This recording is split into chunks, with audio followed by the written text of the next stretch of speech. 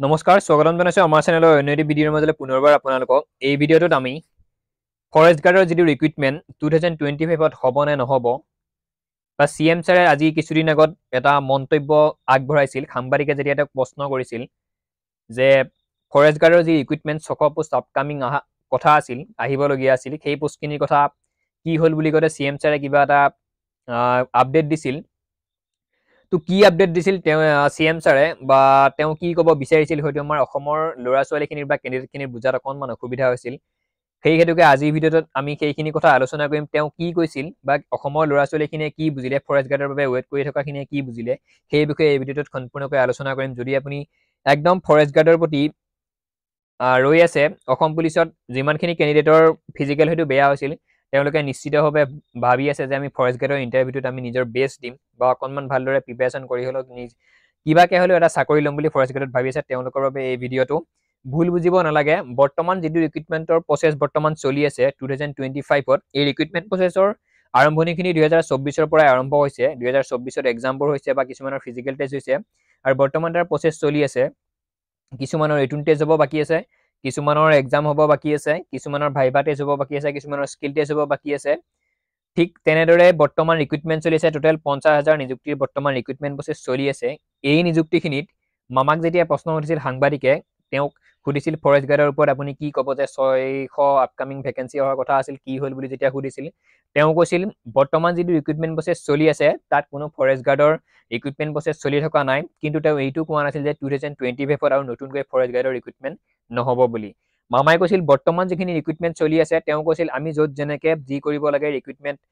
Process কৰি থাকিব লাগে সেইবোৰ কৰি আছোঁ ফৰেষ্ট গাৰ্ডৰ কথা বৰ্তমান মই অকণমান পাহৰিছোঁ বুলি তেওঁ তেনেকৈ কৈছিল তেওঁ কৈছে আমি পাহৰিছোঁহে বুলি তেওঁ কোৱা নাই যে 2025ত আৰু নতুনকৈ যে আমি ফৰেষ্ট গাৰ্ডৰ ৰিক্ৰুটমেণ্ট উলিয়াই নিদিম বা ফৰেষ্ট গাৰ্ডৰ অনলাইন আৰু কৰিব নোৱাৰিব ল'ৰা ছোৱালীখিনিয়ে তেনেকুৱাকৈ তেওঁ কেতিয়াও উল্লেখ কৰা নাই আৰু তেওঁ এইটোও কোৱা নাই যে আমি 2025ৰ ভিতৰতে 600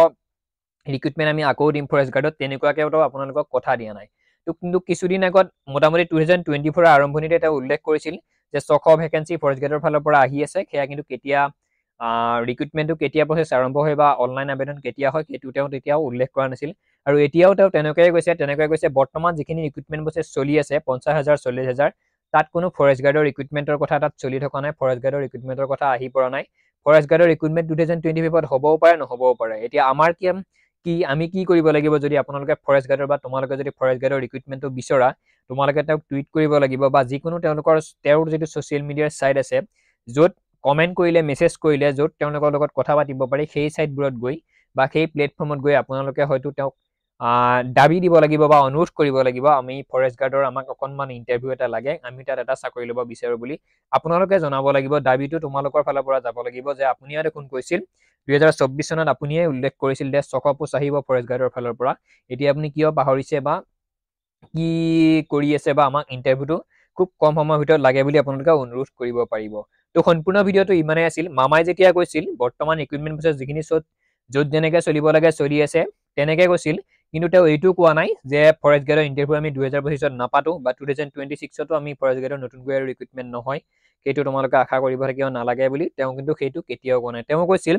বৰ্তমান যিখিনি ৰিক্ৰুটমেণ্ট চলি আছে 40-50,000 সেইখিনিত কোনো ধৰণৰ ফৰেষ্ট গাৰ্ডৰ ৰিক্ৰুটমেণ্টৰ প্ৰচেছ চলি থকা নাই ইয়াৰ নেক্সটত হয়তো 2025ত মোটামুটি জুন জুলাই মাহৰ পিনে হয়তো ফৰেষ্ট গাৰ্ডৰ ৰিক্ৰুটমেণ্ট হ'ব পাৰে তেওঁ তেনেকুৱা এটা ইংগিতহে দি গৈছে কিন্তু যে 2025ত নহ'বই বুলি বহুত কেণ্ডিডেটে ভাবি আছে ভয় খাব নালাগে অসমত কেৱল অসম পুলিচ ফৰেষ্ট গাৰ্ড এৰিয়াইয়ে বুলি নহয় বহুতো তেনেকুৱা প্ৰাইভেট জবো থাকে বা সৰু সুৰা কিছুমান চৰকাৰী চাকৰিৰ খবৰো ওলাই থাকে যিখিনি খবৰ আপোনালোকে হয়তো নাপায় গতিকে আমাৰ চেনেলত আমি তেনেকুৱা ধৰণৰ খবৰবোৰ আপলোড কৰিয়ে থাকোঁ আপোনালোকৰ বাবে আপোনালোকৰ এডুকেশ্যন কোৱালিফিকেশ্যন কিমান লগতে আপুনি কোন কাষ্টৰ পৰা বিলং কৰে সেইটো আমাক জনাবলৈ একদম নাপাহৰিব তো কেৱল যে ফৰেষ্ট গাৰ্ডতে আমি চাকৰি ল'ম কেৱল অসম পুলিচতে চাকৰি ল'ম তেনেকুৱা নহয় বিভিন্ন চৰকাৰী চাকৰি আহিয়েই থাকে যদি আপোনালোকে প্ৰপাৰ কষ্ট কৰে প্ৰপাৰ মতে যদি চিলেবাছ কমপ্লিট কৰে যদি পঢ়ে যদি ফিজিকেল আপোনালোকৰ ভাল হয় নিশ্চিতভাৱে যিহত নহওক যিহক আপোনালোকে চাকৰি পাবই যদি আপোনালোকৰ এইজ থাকে তো সম্পূৰ্ণ ভিডিঅ'টো ইমানেই আছিল চিন্তা কৰিব নালাগে যে ফৰেষ্ট গাৰ্ডৰ ইণ্টাৰভিউ আৰু নহ'বই নেকি মামাই আমাক মিছাতে কৈছিল নেকি 600 পোষ্ট ওলাব বুলি তেনেকুৱা নহয় 2024ৰ শেষৰ পিনে হ'লেও মামাই আপোনালোকে যদি অনুৰোধ কৰা তোমালোকে যদি অনুৰোধ কৰা তেতিয়াহ'লে 2025 চনৰ বৰ্তমান চলি থকা 25 চনৰ শেষৰ পিনে হ'লেও মামাই উলিয়াই দিব ফৰেষ্ট গাৰ্ডৰ ৰিক্ৰুইটমেণ্ট। তো সম্পূৰ্ণ ভিডিঅ'টো ইমানেই আছিল। আপোনালোকে য'ত যেনেকৈ পাৰে মামাক মুঠতে অনুৰোধ কৰক, মামা আমি এতিয়াও প্ৰিপেৰেশ্যন কৰি আছোঁ, এতিয়াও ৰৈ আছোঁ ফৰেষ্ট গাৰ্ডৰ বাবে, আপুনি কিবাকৈ অনলাইনৰ ব্যৱস্থাটো কৰি দিয়ক বুলি আপোনালোকে টুইট কৰিব পাৰে, বা যিকোনো ছ'চিয়েল মিডিয়াৰ যিটো ছাইট আছে য'ত কমেণ্ট কৰিলে, য'ত টুইট কৰিলে মামাক পাব, সেইটোত আপোনালোকে ক'ব লাগিব। তো সম্পূৰ্ণ ভিডিঅ'টো ইমান আছিল, ভুল বুজিব নালাগে। ফৰেষ্ট গাৰ্ডৰ ইণ্টাৰভিউ নিশ্চিতভাৱে হ'ব। যদি প্ৰিপেৰেশ্যন কৰি আছে ফৰেষ্ট গাৰ্ডৰ এটা চাকৰি ল'ম বুলি, যদি পঢ়ি আছে মনে মনে, যদি ফিল্ডত প্ৰেক্টিছ কৰি আছে, যদি ৰানিং কৰি আছে, যদি মেডিকেলি আপোনালোকে ফিট হ'ম বুলি ভাবিছে, এতিয়াৰ পৰা প্ৰিপেৰেশ্যন কৰক। ফৰেষ্ট গাৰ্ডৰ ইণ্টাৰভিউ 2025 চনৰ লাষ্টৰ পিনে হ'লেও হ'ব। তো সম্পূৰ্ণ ভিডিঅ'টো ইমান আছিল। পুনৰবাৰ শেষলৈ চোৱাৰ বাবে ধন্যবাদ জনাই আজিৰ ভিডিঅ'টোৰ সামৰণি মাৰিছোঁ। আমি অন্য এটা ভিডিঅ'ত আকৌ লগ পাম। জয় আই অসম।